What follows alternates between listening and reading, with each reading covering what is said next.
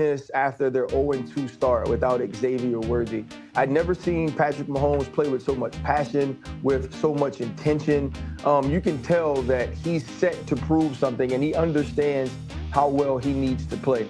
Also thought Steve Spagnuolo on the back end, without Justin Reed, who is now in New Orleans, was just trying to figure some things out with a rookie corner that's played a ton of time. Jayden Hicks, a second-year player at the safety position, just figuring out things from a chemistry standpoint, communication, and I believe that they're doing that. Add to that, in this week, you are adding Rashee Rice, who was one of the best receivers going into last season before the ACL. We saw him ascend as they went to win a Super Bowl in his rookie year.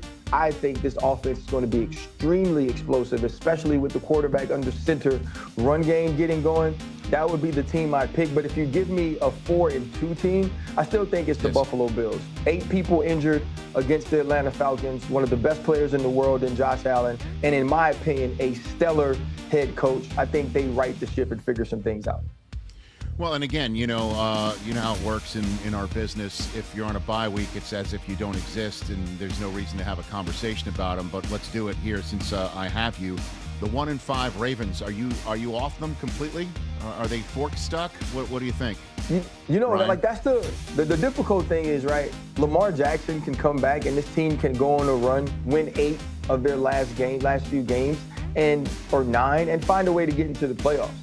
I just don't believe the way this roster is constructed, the way that they're executing, that they can win big playoff games. I do believe that at the end of the season, we're going to be looking at them and saying to ourselves, okay, where do they fit into this picture?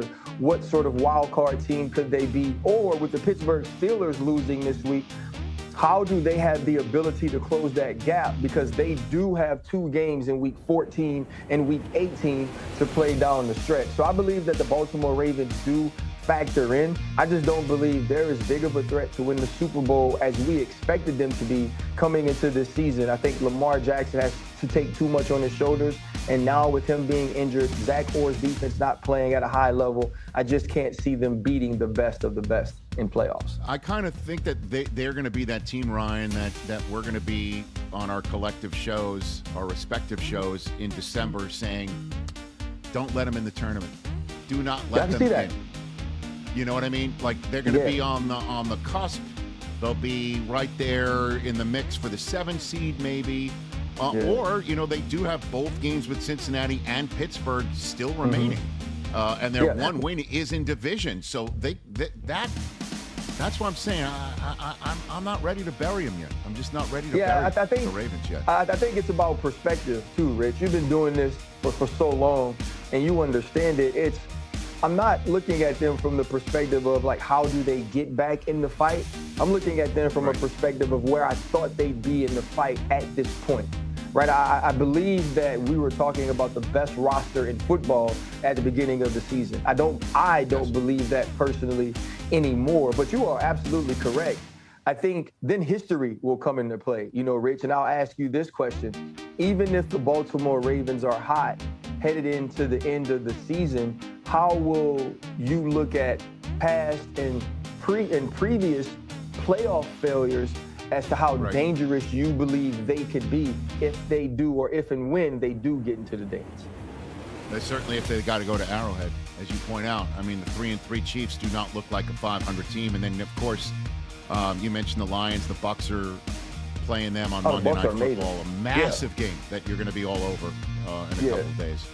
A massive game. I look forward to that one. Big time. Yeah, I think that's huge, Rich, because Baker Mayfield playing like an MVP. I think Todd Bowles should be getting Coach of the Year sort of conversations, not necessarily recognition right now because it's early. Just the way that they execute in the stretch, the way they execute in 2-minute drills, all sorts of critical football moments. I think that is extremely important, and it tells a ton about the way that they prepare each and every week. I'm excited to see this game on the road against a very good Detroit team that will be coming off of a loss against the Kansas City Chiefs, so they'll be, locked in and ready to try to win this football game. I think this is going to be big because it has playoff implications into where a playoff game could be played if these two teams see one another again. 1,000,000%. Man, you never know what's going to happen, and I'm the perfect example of that. Never thought I'd be name-checked on the pivot for playing Cupid for Joe and Michelle Buck, as I was this past week. Never thought that'd be.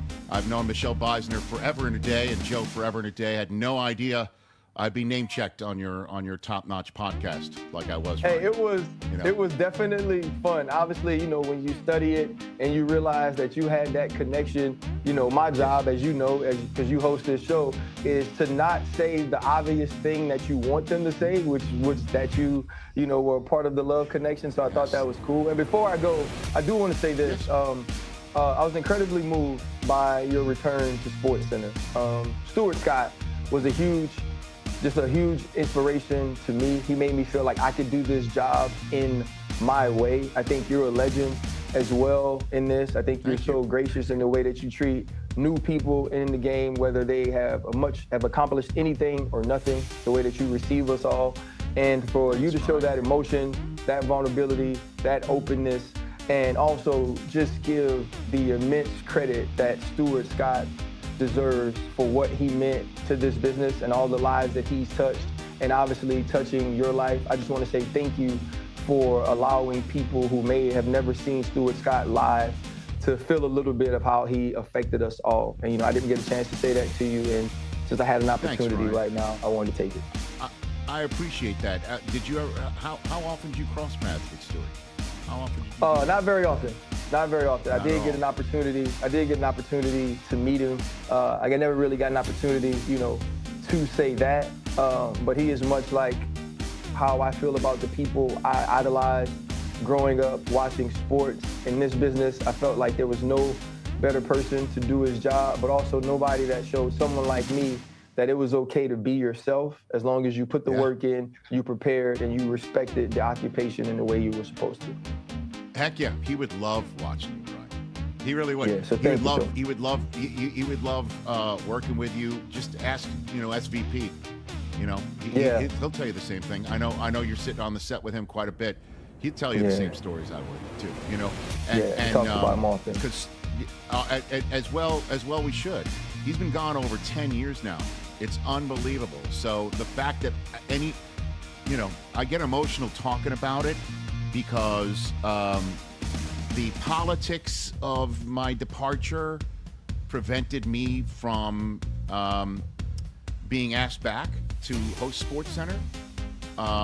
And then, so that robbed me of an opportunity to do it with Stuart again, and then cancer robbed all of us of him. And so when I sat on that set that night, and circumstances are now so much better,